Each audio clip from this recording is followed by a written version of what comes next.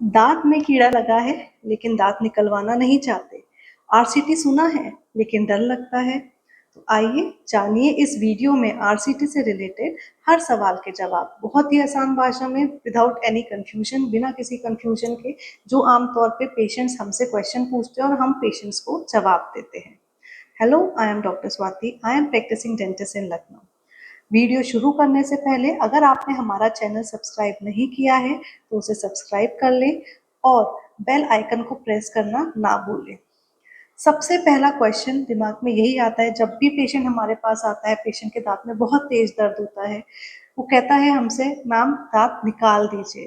तो हम उसको एडवाइस करते हैं आप आरसीटी करके दांत बचा लीजिए। तो सबसे पहला क्वेश्चन क्या होता है, आरसीटी होता क्या है? तो आइए पहले जानते हैं आरसीटी होता क्या है।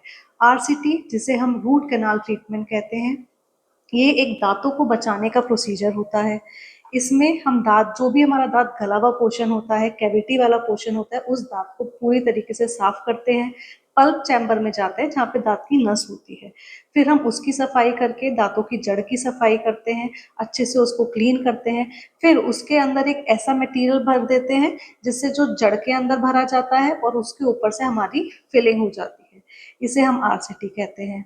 अब सवाल ये उठता है, क्या आरसीटी पेनफुल होता है? तो आज के मॉडर्न टूल्स और एनेस्थीसिया की वजह से आरसीटी एक ऑलमोस्ट पेनलेस प्रोसीजर है।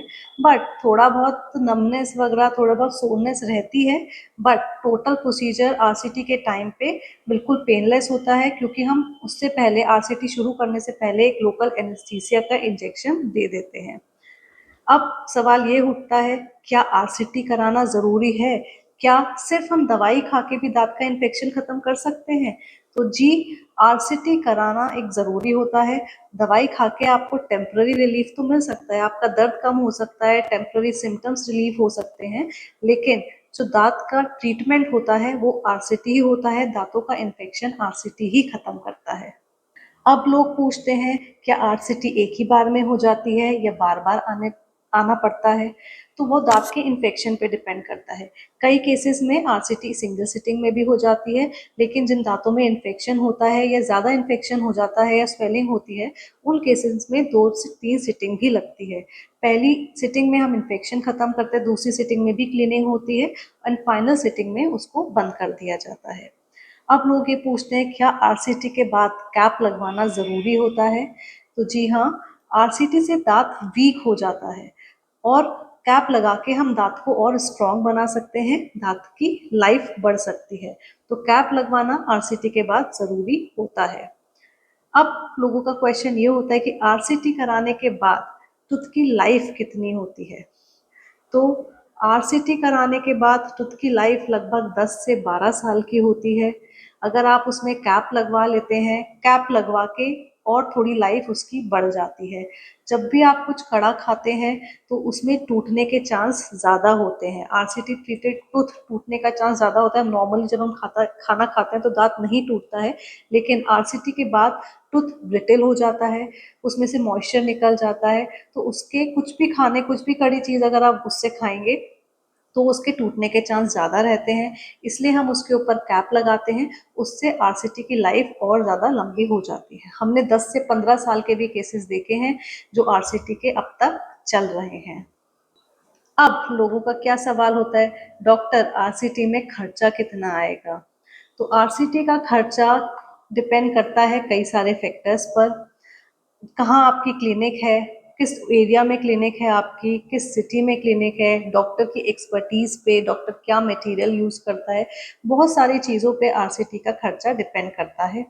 आरसीटी लगभग कम से कम मिनिमम 2,500 से शुरू होके 8,000 तक का रेट होता है, जबकि कैप की कॉस्ट 2,000 से शुरू होके 10, 12, 13,000 तक की भी हो सकती है।